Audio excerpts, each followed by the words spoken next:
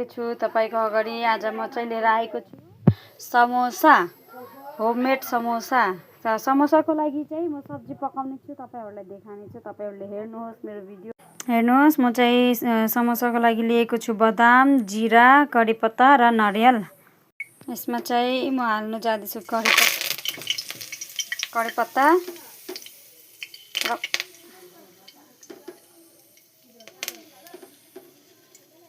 हाल्ने छु जीरा।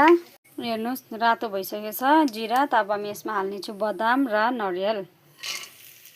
फ्राई गर्ने छु। अब चाहिँ हामी हाल्ने छु टमाटर। अब चाहिँ हल्दी।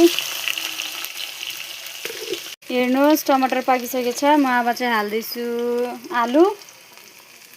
हेर्नुहोस्, आलु चाहिँ हालिसकेको छु। अब यसमा चाहिँ अब मिक्स गर्ने छु यसमा कोबी, फुलकोबी। अब चाहिँ हाल्दैछु कोबी, फुलकोबी।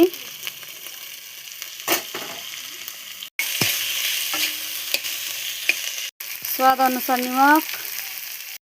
हेर्नुहोस्, पुरा फ्राई भइसकेको छ।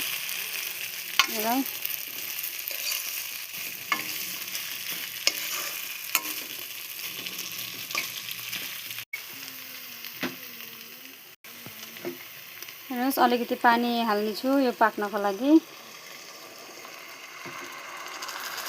हेर्नुहोस्, मैले चाहिँ अब हाल्ने छु मेरो सिक्रेट मसला।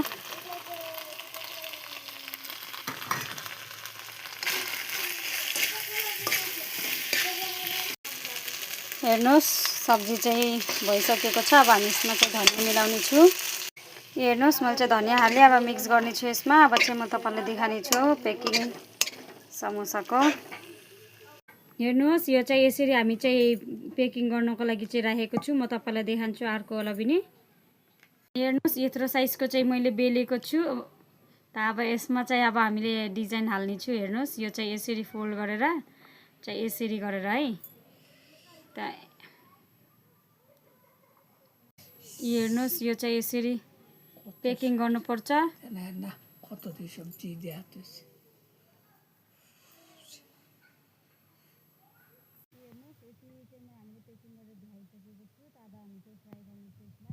मैले चाहिँ समोसा पहिले फ्राई गरिसकेको थिएँ, त्यही भएर यो तेल कालो भएको। मैले चाहिँ अब फेरि अर्को हालेर देखाउँदैछु।